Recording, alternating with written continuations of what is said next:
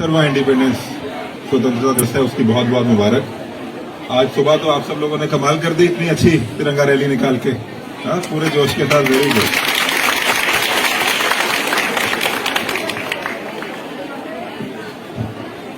स्वतंत्रता दिवस के बारे में ऑलरेडी अभिनंदन डीडीसी साहब ने, बीडीसी चेयरमैन साहब ने आपसे बात करी है। आज जो आपको इतना यहाँ पे वेट कराया है, वो मेरे को आपको कोई भाषण देने के लिए आपको वेट नहीं कराया यहाँ पे। मैं आप चाहता हूँ कि आज हम यहाँ पे, अगर आपने इतना वेट कराया तो उसका हम कुछ ना कुछ और जो है आपको उसका फल मिले। तो इसको एक इंटरेक्टिव सेक्शन की तरह हम लोग करना मैं चाहता हूँ कि आप लोगों से बात करी जाए कि आप लोग का क्या एस्पिरेशन है, आपको क्या लगता है कि अगर 77th ईयर ऑफ इंडिपेंडेंस है इंडिया का, तो उसमें आप क्या चाहते हो कि हीरानगर या आप जिस पंचायत से आते हो, आप जिस गांव से आते हो, कठुआ में क्या डेवलपमेंट होना चाहिए, इंडिया में क्या डेवलपमेंट होना चाहिए, वो बात आप लोगों से करने के लिए आपको आज यहाँ पे रुकवाया। सोचना बिना सोचे, आपके मन में कोई क्वेश्चन हैं, सजेशन हैं, वो सुनने के लिए आज यहाँ पे आपको रुकवाया। तो जिसको भी बोलना है वो हाथ खड़ा करके बोलना, सबको है, 10-12 लोगों से बात करेंगे। कोई भी आपके मन में, स्टूडेंट लाइफ में बहुत सारी ऐसी चीजें होती हैं जब आदमी सोचता है कि कोई भी क्वेश्चन कि पढ़ाई कैसी करें, क्या पढ़ाई करें, कितनी पढ़ाई करनी है, पढ़ाई करने से क्या होगा, पढ़ाई क्यों करनी चाहिए, और क्या कर सकते हैं, हमारे पास खेलने की जगह नहीं है, हमारे पास घर में बिजली की प्रॉब्लम है, पानी की प्रॉब्लम है, कठुआ में ये प्रॉब्लम है, वो सारी बातें मैं जो है आपसे आज करना चाहता हूं। तो कोई भी आपके मन में अगर ऐसा कोई क्वेश्चन है तो आप पूछो, उसको हम लोग सारे जो यहाँ पे हैं वी विल ट्राई। पापा जी का नाम श्री मनोहर लाल है। सर, मेरा क्वेश्चन ये है कि मेरा सपना है कि मैं बड़े होकर डांसर बनूं, लेकिन मेरे पापा का कहना है कि डांसर छोटे छोटे कपड़े पहनते, तो हम डांसर नहीं बन सकते। ऐसा क्यों सर? आप अपने पापा को बोलो, बेटन के पापा को बुला के समझाओ, उनको क्लासिकल डांस के 4-5 वीडियो दिखाओ कि क्लासिकल डांस में कोई छोटे छोटे कपड़े पहन के नहीं डांस करता है, उनका थोड़ा सोच बदलने की जरूरत है। क्या आ जाए, फिर होने वाली कोई बात ही नहीं है। डांस अच्छा करते हो, हाँ? कहाँ से सीखा आपने डांस? खुद से। कौन सा डांसर बनना है आपने? आपने सोचा है कोई? डांस बहुत तरह के होते हैं, कैसे डांसर बनना है आपको? डांसर बनना तो बहुत बड़ी चीज है। आज तक सबसे मशहूर लोग डांसर रहे हैं। कितने आपका फेवरेट डांसर कौन है आपका? बताओ, किसकी वीडियो देखते हो?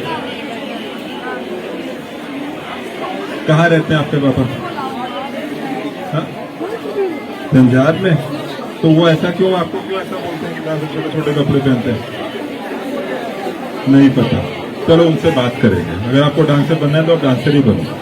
मनीषा, इनको आप जरूर आप उनके जो है ना घर ही जाकर आओ, एक बार थोड़ा उनके एक बार ब्रीफिंग करो कि कैसा है। This should not happen. इसको याद बात करेंगे, आपको डांसर ही बनाएंगे।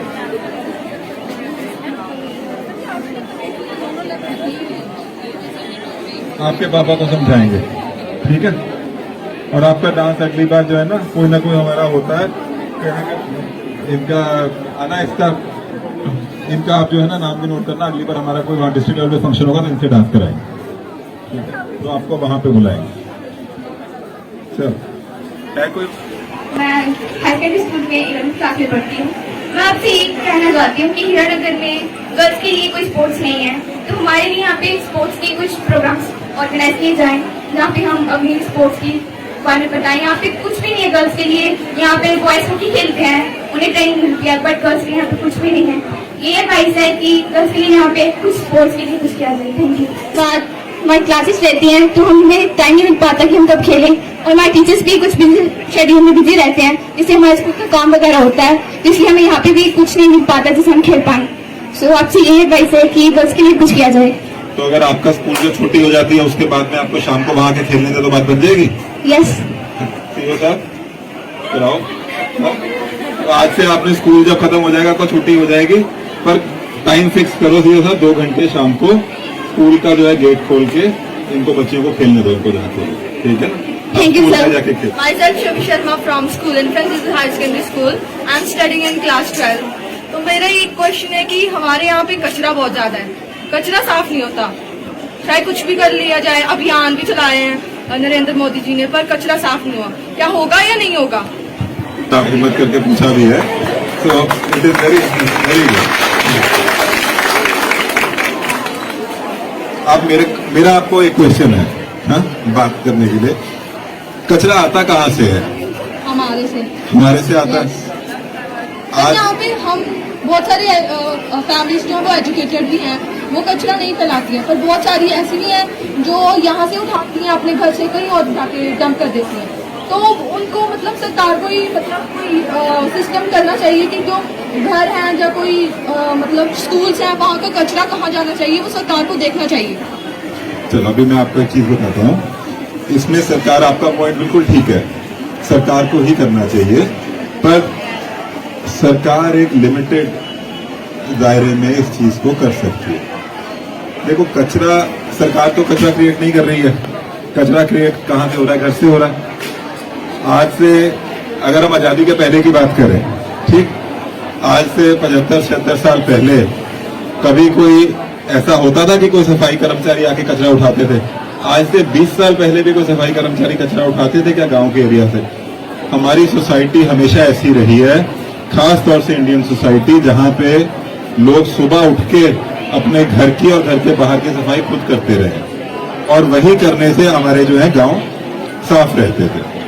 अभी क्या, मैं आपकी नहीं बात कर रहा, किसी स्पेसिफिक उसकी नहीं, बहुत सारे लोगों की सोच ऐसी हो गई है कि अगर हमने अपने घर से कचरा बाहर फेंक दिया तो उससे वहां से सरकार का काम शुरू है, चाहे वो हम कहीं भी फेंक दें, चाहे वो हम अपने पड़ोसी के घर के सामने फेंक दें। ये सोच जब तक नहीं बदलेगी तब तक साफ नहीं हो सकता, क्योंकि सरकार कितना उठाएगी? सरकार उठा रही है। मैं आप सबको बताने के लिए कह रहा हूं कि अभी जब आपको जो वेट कराया है वो भी इसीलिए कराया है क्योंकि एक भारत सरकार का प्रोग्राम चलता है जिसका नाम है स्वच्छ भारत मिशन। स्वच्छ भारत मिशन के अंडर हमारे हर गांव को कठुआ में हमने ODF, जो ओपन डिफिकेशन फ्री है, वो बोलते हैं। ओपन डिफिकेशन फ्री के अंदर हर घर में टॉयलेट होना चाहिए, ताकि कचरा सबसे पहले किसी को भी टॉयलेट यूज करने के लिए अपने घर से बाहर ना जाना पड़े। सबसे पहली चीज ये है कि आप सबके घर में अगर टॉयलेट नहीं है तो आज घर जाओ, अपने मम्मी पापा को बोलो कि हम लोग को घर में टॉयलेट चाहिए, जाके वो SDM ऑफिस में टॉयलेट के लिए अप्लाई करें, अगर नहीं है तो। दूसरी बात, कचरा उठाने के लिए हम लोग आपके यहाँ पे बहुत जल्दी आपको डस्टबिन डिस्ट्रीब्यूट होंगे, अगर नहीं हुए हैं ऑलरेडी तो। वो डस्टबिन 2 तरह के होंगे। उसमें आपको डस्टबिन में, एक में जानते हैं सेग्रीगेशन क्या होता है, कैसे करते हैं सेग्रीगेशन? 2 डस्टबिन में किसमें कौन सा कचरा डालना है, डाल के आपके घर के पास जहां पे भी कचरे का डेजिग्नेटेड स्पॉट होगा वहां पे सरकार की जो है गाड़ी आएगी, वो उस कचरे को कलेक्ट करके लेके जाएगी और उसका डिस्पोजल करेगी। जब ये सिस्टम पूरा सेट हो जाए तो फिर आप सब लोगों के सपोर्ट से ही ये सिस्टम चलेगा। अल्टीमेटली अपने घर को, अपने गांव को साफ रखने का काम हमारा खुद का है, सरकार उसमें एक सपोर्टिव रोल प्ले करती है। एट एनी वेज एडमिनिस्ट्रेशन का काम इन सब चीजों में बिल्कुल मिनिमम होना चाहिए। बड़ी बड़ी चीजों में सड़क बनानी है, ब्रिज बनाना है, स्कूल बनाना है, आपके स्कूल की मरम्मत करानी है, स्कूल में टीचर होने चाहिए, हॉस्पिटल में डॉक्टर होने चाहिए, वो सब चीजों में सरकार का मेजर रोल, डेवलपमेंटल रोल होना चाहिए। कचरे के मामले में जब तक आप सब लोग साथ नहीं करोगे तब तक कचरा सॉल्व नहीं हो सकता। और मेरे को पूरी उम्मीद है अगर आप ये क्वेश्चन उठा रहे हो तो आप इसको कर भी सकते हो और इसको आपने करना है। बट एक बार के लिए जैसे ही ये पूरा सिस्टम सेट होता है, अगले 15-20 दिन में सेट हो जाएगा, आपने सेग्रीगेशन करके कचरे को जो गाड़ी आएगी लेने उसमें ही देना है, कहीं पे और बाहर नहीं फेंकना। जब एक बार वो साफ सफाई हो जाएगी तो आपका पूरा जो है गांव वो अच्छा और साफ हो जाए। और मैं 11वीं कक्षा की छात्रा हूँ हाई सेकेंडरी स्कूल से। सर मेरा आपसे क्वेश्चन है कि गांव में ज्यादातर ये भेदभाव होता है कि बेटा बेटी एक समान नहीं है, तो मेरा ये मानना है कि बेटा बेटी एक समान है। तो किसी भी जगह में हम जाएं तो कुछ जगह ऐसी बात आती है कि बोलते ये बेटा कर सकता है, ये बेटी नहीं कर सकती, तो ऐसा क्यों? PM भी बेटी ही है और तहसीलदार भी बेटी ही है। तो आपके गांव को जो 2 लोग देख रहे हैं वो दोनों बेटियां ही, और आप अगला जो है आप में से किसी ने देखना है। सर वो बोलते हैं ये अगर कुछ भी खेलने की बात हो तो ये बेटा ही कर सकता है, अब घर के काम है वो बोलते हैं कि ये बेटियां ही करेंगी, बेटा नहीं करेगा, तो ये गलत बात है। अगर बेटी घर का काम करती है तो बेटे को भी करना चाहिए। बिल्कुल करना चाहिए। मेरे को आपके मम्मी पापा से मिलना पड़ेगा, उनको बुलाओ यहाँ। तब बात बनेगी। सर बेटी और बेटे में भेदभाव नहीं होना चाहिए, बिल्कुल नहीं इन होना सबको चाहिए, खत्म करना चाहिए। बिल्कुल नहीं होना चाहिए। और यहाँ पे जितने जो है ना, जो लड़के देख रहे हैं, ये आप लोगों के लिए भी जरूरी है। आपकी जो बहनें हैं जो घर पे स्कूल में आपके साथ बच्चे पढ़ते हैं, आपको भी ये इंश्योर करना है कि वो बिल्कुल किसी भी चीज में आप लोग जो है, मुझे लगता है कि आप लड़कों के अच्छे ही हो, ठीक है ना। यहाँ पे उनमें से कोई ऐसा कोई भेदभाव की तो बात ही नहीं है। और आप लोग इसको बिल्कुल अच्छे से, भेदभाव का ये आपका पॉइंट अच्छा है, पर अपने घर पे इसको आपको ही ठीक करना है। अच्छे से पढ़ाई करके, आपका भाई है तो उससे ज्यादा अच्छे नंबर आपके आने चाहिए ना, छोटा है अभी, चलो फिर तो वैसे ही भेदभाव नहीं होना चाहिए। उनकी सोच है तभी बदलेगी। आज यहाँ पे भी अगर देखो तो आप लोग जो है बेटियां ज्यादा हैं स्कूल में भी, और स्कूल में जितने रिजल्ट आते हैं, रिजल्ट में भी जो है हर किसी चीज में आपके ही परफॉर्मेंस ज्यादा अच्छा रहता है। मैं आपके उनके अगेंस्ट कुछ नहीं बोल रहा हूँ, पर बात यह है कि अपने आप को आपने ही मजबूत करना है। उसमें कहीं पे अगर प्रशासन की सपोर्ट लगती है तो उसमें हम लोग आपके साथ तैयार हैं। कभी आपको कोई भी अगर ऐसा हिच आता है किसी काम करने में, स्कूल में अगर आपको कोई ऐसा लगता है कि स्कूल में कोई घर के अंदर का भेदभाव, धीरे धीरे सोसाइटी बदलती है, धीरे धीरे ठीक होगा। हमारे पास ऐसे बहुत सारे एग्जाम्पल्स हैं जहां पे इक्वालिटी जो है आज की डेट में लेडीज जो है, नारी शक्ति ही इंडिया को आगे लेके जा रही है। ऐसे बहुत सारे एग्जाम्पल्स, और आपने उसको आगे लेके जाना है। तो अगर ऐसा भेदभाव है तो आप जरूर अपने पेरेंट्स के साथ एक साथ बैठ के बात करो, उनको पूछो कि ऐसा भेदभाव क्यों है, और अगर फिर भी नहीं मानते तो उनको फिर मेरे से मिल लो, फिर बात करेंगे। ठीक। Poonam Sharma from infant school. Sir मैं कंप्लेन इस बारे में करना चाहती हूँ। I belong to a border area, Changruma मेरा जो विलेज है। तो सर वहाँ पे ट्रांसपोर्टेशन का इतना प्रॉब्लम है कि लाइक जब मैं 10th क्लास में थी तो मैं यहाँ से जब अपने विलेज आती थी, 1 और 2 आवर्स लगता था एक बस को आने में, जिससे मेरा काफी टाइम वेस्ट होता था, जिसमें मैं पढ़ाई पे उतना टाइम इन्वेस्ट नहीं कर पाती थी। तो सर ये ट्रांसपोर्टेशन प्रॉब्लम कब ठीक होगा? प्रॉपरली टाइम टू टाइम, कब 10 to 20 मिनट्स में कोई अगर मेटाडोर आ जाती है तो हमें काफी अच्छी, मतलब जो टाइम है मैं काफी अच्छे से अपनी पढ़ाई पे इन्वेस्ट कर सकती हूँ। तो वो टाइम काफी वेस्ट होता है ट्रांसपोर्टेशन प्रॉब्लम की वजह से। ट्रांसपोर्ट के रूट बनाए जाते हैं। इसमें क्या, मैं आपको बड़ा फ्रैंकली आपसे बात कर रहा हूँ कि कोई भी जो मेटाडोर चलती है वो प्राइवेट आदमी चलाता है। जब प्राइवेट आदमी कोई बिजनेस करता है तो वो बिजनेस प्रॉफिट के लिए करता है। कोई भी प्रॉफिट के लिए बिजनेस करता है तो वो बिजनेस वहां पे करना चाहेगा जिस रूट पे उसको प्रॉफिट ज्यादा हो। बॉर्डर एरिया से हो सकता है उसको उतनी सवारी ना मिलती हो, तो वो वहां पे बिजनेस करने में कतराता है। इसको ठीक करना प्रशासन का काम, कि एक इक्विटेबल डिस्ट्रीब्यूशन हो। जो भी आपके ऐसे एरिया है, मनीषा आप एक बार जरूर इसका प्रॉपर सर्वे करो कि कहाँ पे ये सब करूँ आपको भी, कि जो ऐसे एरियाज हैं जहाँ पे हमें ट्रांसपोर्टेशन की जरूरत है, जहाँ पे सवारियां हैं, बिल्कुल ऐसा भी नहीं होना चाहिए कि एक आधी सवारी, जहाँ पे है, और आरटीओ, क्योंकि रूट हम लोग सैंक्शन करते हैं आरटीओ के, वहां पे अगर कहीं पे जरूरत है तो आप उसको मेरे को लिख के दो। You will make sure that somebody flies on that. ठीक। Thank you. Naman, government model higher secondary school Hiranagar 11th का स्टूडेंट। सर मेरा आपसे क्वेश्चन है कि आप बीसी हो पूरे खंडवा डिस्ट्रिक्ट के, तो आप यहाँ तक पहुँचने के लिए आपने क्या क्या स्ट्रगल की और कैसे स्टडी की, कितनी देर स्टडी करते रहे, क्या स्ट्रेटेजी रही? अगर हमें कुछ अच्छा करना हो किसी फील्ड में, कुछ सक्सेसफुल बनना हो कैसे भी, तो हम किस तरह से शुरुआत करें, कहाँ से शुरुआत करें और कैसे करें? किसी भी चीज में सक्सेसफुल बनने के लिए आप कोई भी फील्ड चूज करो। इसमें मैं कोई भी प्रोफेशन के बारे में स्पेसिफिक बात नहीं करूंगा, ना अपने प्रोफेशन के बारे में ना किसी और प्रोफेशन के बारे में। किसी भी फील्ड में अच्छा बनने के लिए सबसे जरूरी चीज ये है कि जो आप करते हो उसमें आप सबसे अच्छे हो। अगर आप खेलने में अच्छे हो तो आप खेलने में किसी भी और आदमी से अच्छे होने चाहिए। अगर आप पढ़ाई में अच्छे हो तो आपका ये इंडेवर होना चाहिए कि मेरे से अच्छा पढ़ाई में और कोई ना हो। अगर कोई खाना बनाने में अच्छा है तो उसका भी ये इंडेवर होना चाहिए कि मेरे से अच्छा खाना कोई ना बनाए, ताकि मैं दुनिया का सबसे अच्छा शेफ बनूं कहीं पे जाके, मेरा नाम रोशन हो। कोई भी चीज ऐसी करो उसको हाफ हार्टेडली नहीं करना। और ये एज आपकी अभी है, बहुत सारी चीजें इस एज में हम ऐसे करते हैं कि स्कूल का काम अगर होमवर्क है तो वो खत्म करने के लिए करते हैं। अगर कोई गेम खेलनी है हम उसको सिर्फ निकालने के लिए कि 1 घंटे का ये पीरियड है या ये एग्जाम है, इसको हमने पास करके करना है। सबसे पहली चीज ये है कि respect what you are doing. कोई भी चीज अगर आप करते हो, टाइम अगर उसमें इन्वेस्ट आप कर रहे हो तो उसको पूरी मेहनत से, पूरी लगन से, पूरा दिमाग लगा के करो। बहुत टाइम ऐसा भी होता है कि आप सब लोग की अभी वो स्टेज है जब हम किताब खोल के बैठे तो रहते हैं 8-9 घंटे, पर पढ़ाई नहीं कर रहे होते, दिमाग में कुछ और चल रहा होता है। अगर वैसा ही है तो किताब बंद करके वो कर लो जिसमें जो दिमाग में चल रहा है, पकड़ के क्यों बैठे हो? बहुत सारे लोग ऐसे करते हैं ना, मैं भी आपकी स्टेज से बोल रहा हूँ कि हम लोग दिखाने के लिए कि मम्मी क्या बोलेंगे, पापा क्या बोलेंगे, भाई बहन क्या बोलेंगे, तो हम लोग बैठे जरूर हैं किताब पकड़ के, कॉपी पकड़ के, बट पढ़ नहीं रहे हैं।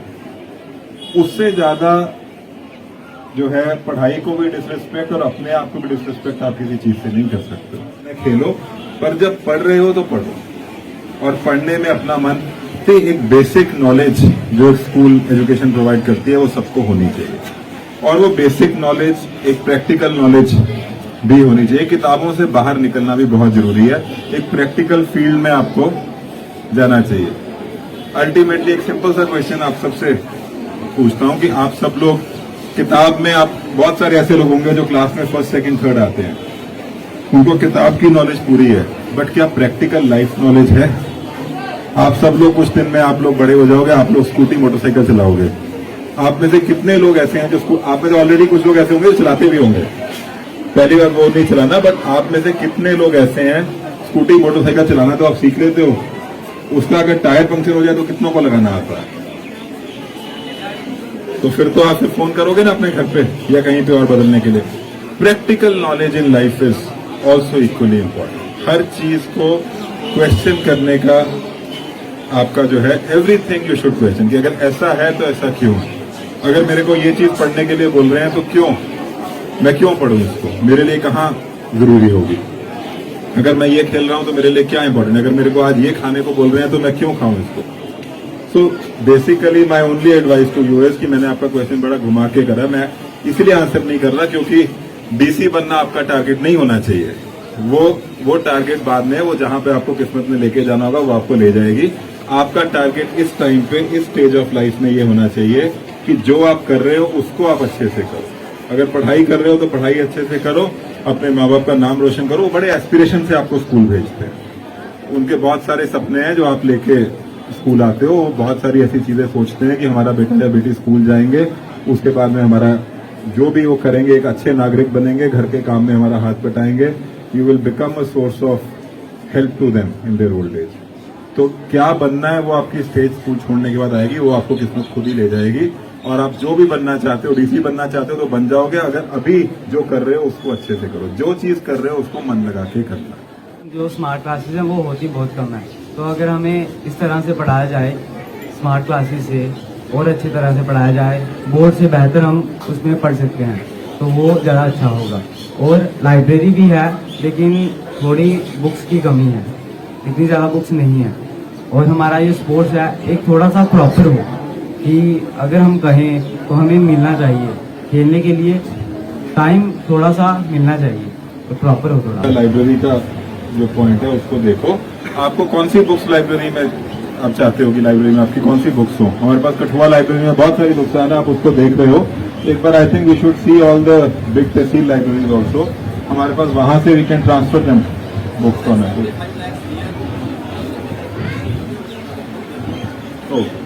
नहीं तो कठुआ में हमारे पास बहुत सारी बुक्स हैं, आप इसको देख के एक बार जो बुक्स चाहिए हम इनको वहां पे दे सकते हैं। खेलने के कितने पीरियड होते हैं स्कूल में बच्चों के? 0? अच्छा, क्या किया था? 1 पीरियड रोज का।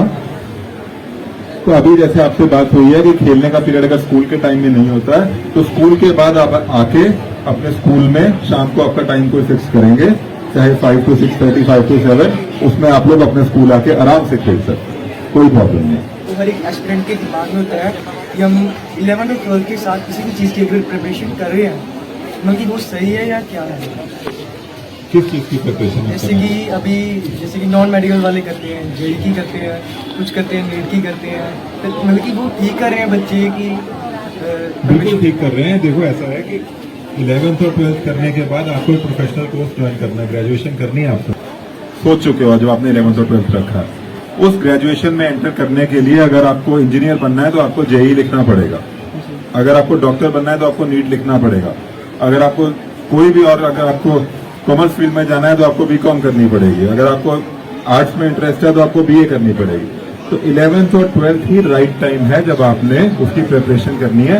बट वो सोच गलत है कि दोनों चीजों को आप अलग मान के चलो। अल्टीमेटली जो इन एग्जाम्स का सिलेबस है, चाहे वो नीट हो, चाहे वो आपका इंजीनियरिंग जेईई एग्जाम हो, या वो आर्ट्स का एग्जाम हो एडमिशन के लिए, आपके उसमें जो 11th और 12th का सिलेबस है वही एक सिलेबस काम आता है। किताबें अलग हो सकती हैं, मैं समझता हूं कि कई बहुत सारे ऐसे एग्जाम हैं जो एमसीक्यू बेस्ड एग्जाम्स हैं, उनकी एक स्पेशलाइज्ड कोचिंग चाहिए रहती है। बट अल्टीमेटली वो क्वेश्चन तो आपके सिलेबस में से ही आ रहे हैं ना, बाहर से तो नहीं आ रहे। कुछ एक्स्ट्रा पढ़ने के लिए आपको नहीं बोल रहे हैं जो आपके सिलेबस से अलग हो। तो इसलिए तैयारी साथ में ही करनी है। और जो आदमी ऐसा सोच के चलता है कि वो 11th और 12th करने के बाद 1 साल 2 साल और लगाने के बाद कोई प्रोफेशनल कोर्स ज्वाइन करेगा, वो सोच गलत है। वो सोच आपने छोड़ देनी है। एक साल आपका इंपॉर्टेंट है, खासतौर से 11th 12th के बाद। That is the age when you are developing. कोई टाइम वेस्ट नहीं करना है। इमीडिएटली 11th 12th में पढ़ के जो भी आप चाहते हो वो प्रोफेशनल कोर्स ग्रेजुएशन आपने ज्वाइन करना है। आज की डेट में आप तो बहुत लकी हो कि जिस टाइम पे हम लोग पढ़ते थे, आज से जब मैं 11th 12th में था, आज से कुछ साल पहले, तब ना तो इतने मेडिकल कॉलेज होते थे जितने आज की डेट में है। आज की डेट में जम्मू कश्मीर में कितने मेडिकल कॉलेज हैं आप जानते हो? कठुआ में भी एक मेडिकल कॉलेज है। आजकल इतने इंजीनियरिंग कॉलेज कितने सारे हैं, आर्ट्स कॉलेज, डिग्री कॉलेज इतने सारे हैं। ये सारी चीजें आजकल कोर्सेज करना उतना मुश्किल नहीं रहा है जितना आपके पेरेंट्स के टाइम पे या आज से कुछ साल पहले हुआ करता था। तो इसमें सरकार आपको बहुत सपोर्ट कर रही है ताकि हर बच्चा पढ़ के कुछ ना कुछ प्रोफेशनल कोर्स ज्वाइन करे। और ऐसा भी नहीं है कि कोई उसके बाद में आपको नौकरी ढूंढने में प्रॉब्लम है। आप मेरे को कोई एक डॉक्टर ऐसा बताओ जिसको नौकरी ढूंढने में प्रॉब्लम हो। एक कोई इंजीनियर ऐसा बताओ। हाँ, ये जरूर हो सकता है कि जो एस्पिरेशन है उससे उस टाइम पे थोड़ा कम सैलरी वाली नौकरी कोई कर रहा हो, बट नौकरी ढूंढने में दिक्कत नहीं है वो आदमी जो पढ़ के अपनी मेहनत से आगे बढ़ा। तो इसलिए तैयारी साथ साथ नहीं करनी है। 11th 12th में कोई टाइम वेस्ट नहीं करना है, सारी तैयारी साथ में करनी है। क्वेश्चन है कि हमारे हिरानगर में लाइट की बहुत प्रॉब्लम है। जब हम पढ़ने लगते हैं तो लाइट चली जाती है, 1 घंटा जाती है, 2-2 4-4 घंटे आती ही नहीं है। इससे हमारी पढ़ाई की बहुत प्रॉब्लम होती है, हम पढ़ ही नहीं पाते हैं। इसका भी सोल्यूशन बता दो। मैं देखो, ऐसा है कि लाइट की प्रॉब्लम है और मैं मानता हूँ कि लाइट की प्रॉब्लम है। रूरल एरिया में इस टाइम पे आज की डेट में 6 से 8 घंटे का कट लगता है और ये जो कट लगता है इससे आपकी पढ़ाई इफेक्ट होती है, ये बात मैं बिल्कुल मानता हूँ। इसको ठीक करने के लिए बहुत एक लाइट की प्रॉब्लम एक लोकल प्रॉब्लम नहीं होती है, क्योंकि लाइट एक सेंट्रलाइज जगह पे जनरेट होती है जैसे आप जानते हो, और वहां से फिर हर जगह पे डिस्ट्रीब्यूट होती है। पर इस प्रॉब्लम को सॉल्व करने के लिए जितनी भी एडमिनिस्ट्रेटिव मशीनरी है, चाहे वो हमारे एलजी साहब हो जो एडमिनिस्ट्रेशन के हेड हैं, चाहे चीफ सेक्रेटरी साहब हो, इलेक्ट्रिसिटी डिपार्टमेंट हो या मेरा ऑफिस हो, हम लोग की पूरी कोशिश यही है। अगर हमारी मानो तो हम सब लोग यही चाहेंगे कि 1 मिनट की लाइट ना जाए। और अल्टीमेटली एम यही है कि हम कभी ना कभी जल्द से जल्द उस पड़ाव पे पहुंचे कि 1 मिनट भी कभी लाइट, अनलेस कोई फॉल्ट हो, उसके अलावा लाइट बंद ना हो। हाँ, पर मैं ये भी मानना आप सब लोग अप्रिशिएट करोगे कि पिछले कुछ सालों में लाइट की प्रॉब्लम बहुत इम्प्रूव हुई भी है। आज से 2 साल पहले, 3 साल पहले जितनी लाइट जाती थी उतनी अब नहीं जाती है, उससे कम जाती है। बट इसको और बहुत ठीक करने की जरूरत है और अल्टीमेटली हमें वहां पे पहुंचना है जब बिल्कुल भी लाइट ना आ जाए। ये क्वेश्चन का मेरे पास, सच बताऊं तो मेरे पास इसमें आपका कोई ऐसा स्पेसिफिक आंसर नहीं है कि ये प्रॉब्लम आपकी कब सॉल्व कर पाएंगे, बट पूरी कोशिश इसमें यही है सब चीज कि इसको हम सॉल्व कर सकते हैं। जैसे हमें बताते हैं पॉलीथीन बैग से हमें बहुत खतरा होता है, पर वो अभी भी पूरी तरह बंद नहीं हुए। हर एक दुकान में अभी भी पॉलीथीन बैग में सामान दिया जाता है। उसके बारे में क्या आपने कुछ सोचा है? सब लोगों का सपोर्ट लगेगा। आप अगर किसी दुकान पे सामान खरीदने जाते हो तो अपना बैग घर से लेकर जाओ कपड़े। आपने आप सबने आज ये, आप यहाँ से आज आप एक जो कि आप हीरानगर में पॉलीथीन का बैग नहीं खरीदोगे, आप किसी भी दुकान से पॉलीथीन के बैग में सामान नहीं लोगे। अगर आप लोग करना बंद कर दोगे तो आधी प्रॉब्लम वहीं खत्म हो जाएगी। और जिस दिन हम पॉलीथीन का बैग यूज करना बंद करते हैं उस दिन आधा जो गंदगी है रोड पे वो भी खत्म हो जाएगी, क्योंकि मेन गंदगी पॉलीथीन के बैग की ही है। तो कुछ महीनों में, कुछ सालों में फिक्स को ऐसा होने में सालों साल लग जाते हैं और कभी कभी बिल्कुल भी नहीं होता। तो आप सब लोगों ने आज घर जाके अपने पेरेंट्स को भी ये बोलो और आपने भी जो सामान खरीदना है, तो हम लोग अपने लेवल पे एक ड्राइव चला के जो भी प्लास्टिक के बैग रखता है उनको वहां तक रख करके प्लास्टिक के बैग बिल्कुल बंद कर दें। पर मैं आपको बहुत कॉन्ग्रेचुलेट करता हूँ कि आपने इतना अच्छा क्वेश्चन, इतनी अच्छी सोच के साथ पूछा। सर, मेरे को आपसे क्वेश्चन था कि जब हमारी पीरियड्स लगे होते हैं क्लास में, तो बाकी जो टीचर्स होते हैं कभी उनको कोई मीटिंग चल रही होती है, कई बार वो बाहर कोई इसी काम के लिए चले जाते हैं, कई बार कुछ, तो इसी कारण भी हमारी पढ़ाई पे इफेक्ट पड़ता है। तो इसका कुछ कहाँ पे जाते हैं आपके टीचर? देखो ऐसा है, आपके टीचर्स अनलेस कोई रिप्लेसमेंट हो तो वो कहीं पे किसी काम के लिए हमारी पूरी को टीचर, देखो टीचर्स का इसमें गलती आपके टीचर्स की नहीं है। टीचर्स पूरी मेहनत से आपको करते हैं, वो अपने घर नहीं जाते हैं, वो स्कूल छोड़ के अपने घर जाके आराम नहीं करते हैं, वो कोई ना कोई काम ही कर रहे होते हैं और उन काम में उनको किसी ना किसी ने लगाया रहता है, जिसमें वो, अगर मैं मानूं कि टीचर्स से भी पूछूं, इतने सारे आपके टीचर्स यहाँ पे हैं, तो टीचर्स भी यही बोलेंगे कि वो भी स्कूल छोड़ के नहीं जाना चाहते, वो काम उनके लिए भी बर्डन है। ये देखो, एक चीज, एक इलेक्शन ड्यूटी के अलावा और किसी काम में टीचर्स को इन्वॉल्व करने का हमारा कोई मोटिव नहीं। इलेक्शन एक ऐसी चीज है जो बिना टीचर्स के, हमारा डेमोक्रेसी का सिस्टम ऐसा है कि हमारे पास कोई और इतनी मैन पावर या ऑप्शन नहीं रहती है कि इलेक्शन के अलावा टीचर्स को किसी काम में किसी और को यूज कर सकें। और टीचर्स पे हमें विश्वास है इलेक्शन कराने के लिए। अगर आज भारत एक मजबूत डेमोक्रेसी है, दुनिया की सबसे बड़ी डेमोक्रेसी है, तो इसलिए नहीं है क्योंकि वहां पे हम सिस्टम को हमारा अच्छा चल रहा है, वो इसलिए है कि आज तक इलेक्शन का मेन बर्डन टीचर हैंडल करते हैं। अगर कोई ऐसे टीचर हैं जो अपना स्कूल छोड़ के किसी काम के बहाने कहीं पे और पर्सनल काम से जा रहे हैं, तो उन पर सख्त कार्रवाई होगी।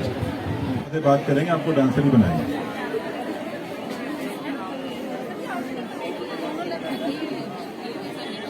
आपके पापा को समझाएंगे, ठीक है? और आपका डांस अगली बार जो है ना कोई हमारा होता है, इनका आना, इनका आप जो है ना नाम भी नोट करना, अगली बार हमारा कोई वहाँ डिस्ट्रिक्ट लेवल पे फंक्शन होगा तो इनसे डांस कराएंगे, ठीक है? तो आपको वहां पे बुलाएंगे। चलो, है कोई और एक लास्ट, बस इतना आपको कहना चाहता हूँ कि आपकी energy level should be utilised in a very very positive manner. आप लोग से हमें बहुत ज्यादा एस्पिरेशन है। आप लोग अगर नहीं अच्छे से करोगे तो देश को आगे ले जाना बहुत मुश्किल है। अल्टीमेटली आप लोग पे ही सारा फ्यूचर डिपेंडेंट है, और एक दो आदमी भी अगर कुछ गलत करें तो उससे पूरे गांव का, पूरे डिस्ट्रिक्ट का, हर चीज का नाम खराब होता है।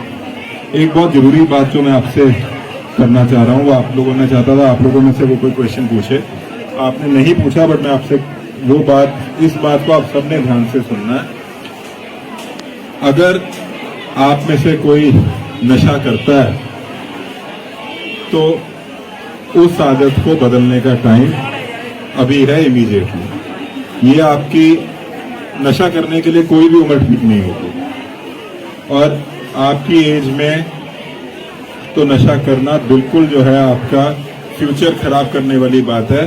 थोड़े टाइम की, सिर्फ थोड़े से टाइम का एक जो नशा करके ठीक फीलिंग आती है, उसके लिए आप लोग अपने परिवार का, अपने गांव का, अपने देश का फ्यूचर नहीं खराब कर सकते। और मैं ये आपको बहुत क्लियरली बता रहा हूं कि अगर आपके स्कूल में कोई नशा करता है तो उसकी इंफॉर्मेशन आपने एसडीएम मैडम को या मुझे डायरेक्टली देनी है। आपके बारे में किसी को नहीं बताएंगे, बट अगर कोई ऐसा करता है, आप सबको पता होता है कि आपके स्कूल में, क्लास में क्या चल रहा है।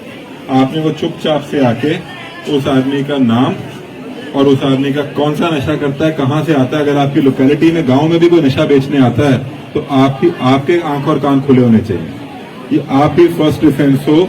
आपको सब पता है आपके इलाके में क्या हो रहा है, आपके स्कूल में क्या हो रहा है। हम लोग की सबसे बड़ी प्रॉब्लम यह है कि हम चुप रहते हैं, और चुप रहना सोल्यूशन नहीं है। अगर आप चुप रह रहे हो तो आप भी उतने ही दोषी हो उस बात के। अगर आपका कोई दोस्त, आपका सीनियर, जूनियर, आपका क्लासमेट, आपके घर में कोई आपका भाई बहन नशा कर रहा है, और अगर आप उसके बारे में फ्लैग नहीं करते हो, एक सही अथॉरिटी को नहीं बताते हो, तो उसकी लाइफ खराब होने में आपकी जिम्मेवारी भी उतनी ही है। तो इस चीज को बिल्कुल अपने मन से निकाल के, आपका नाम नहीं लिया जाएगा, बट ये इन्फॉर्मेशन आपसे आनी चाहिए, और ये इन्फॉर्मेशन इमीडिएटली आनी चाहिए कि ये आदमी हमारे गांव में, हमारी गली में, हमारे स्कूल में नशा बेचने आता है, या ये बच्चा हमारे स्कूल में नशा करता है, यहाँ पे जाके करता है, यहाँ इस वॉशरूम में होता है, ये लड़के नशा करते हैं।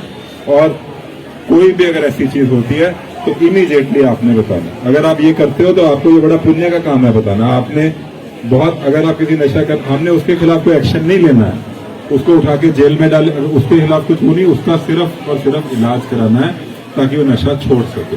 और ये मैं आप सबसे भी अपील करता हूं कि अगर आप में से कोई नशा करता है और छोड़ना चाहता है तो इमीडिएटली सामने आओ। उसमें आपको कोई आपके अगेंस्ट अगर आपको लगता है कि कोई कार्रवाई करी जाएगी तो कोई कार्रवाई नहीं करी जाएगी, आपकी मदद करी जाएगी नशा को छुड़वाने में। और किसी को भी आपको ये भी नहीं सोचना चाहिए कि आपके घर पे बताया जाएगा। अगर आप उसको अनोनिमस रखना चाहते हो तो उसको भी अनोनिमस रख के आपका जो है इलाज कराया जाएगा। इसको छोड़ने का टाइम अब है, अपना फ्यूचर मत खराब करो। अपना फ्यूचर खराब करने का ये आपका कोई टाइम नहीं है। नशे की अवेलेबिलिटी है, उस पर हम लोग कार्रवाई कर रहे हैं। वो अवेलेबिलिटी इसलिए है क्योंकि उसकी डिमांड है। अगर आप आज नशा करना बंद कर दो तो अवेलेबिलिटी बंद हो जाएगी, ठीक है ना। तो इस सब में आपने सेफ गार्ड बनना है, आपने इंफॉर्मेशन देनी है। कोई भी अगर करता है तो सामने आके अपने प्रिंसिपल को, अपने टीचर को, किसी भी एक ऐसे अथॉरिटी को जरूर बताओ कि ऐसा हो रहा है। उसके आप उसकी जो है उसके अगेंस्ट नहीं कर रहे, आप उसकी कंप्लेंट नहीं कर रहे हो, आप उसकी जिंदगी को सुधारने के लिए एक बहुत ही पुण्य का काम करो। You are actually saving a life. और ये मैं आप सबसे एक्सपेक्ट करता हूं कि आप लोग इसमें से आगे बढ़कर सामने आओगे। हीरानगर में खास तौर से नशे की बहुत प्रॉब्लम है और ये प्रॉब्लम ठीक नहीं है। इसको सुधारना भी आपका काम है। अगर आप एक अच्छे सिटीजन हो तो आपको सामने आके जरूर बताना चाहिए कि ये काम कौन करता है। और ये आप लोगों से एक्सपेक्टेड भी है, ये आपकी एक मॉरल ड्यूटी भी है। एक अच्छे नागरिक होने के कारण ये आपकी एक, मैं तो ये कहूंगा कि आपकी एक फंडामेंटल ड्यूटी की तरह है कि आपको सामने आकर बताना चाहिए कि ऐसे काम कौन कर रहा है, ताकि उनको इस नशे की चपेट से बचाया जा सके।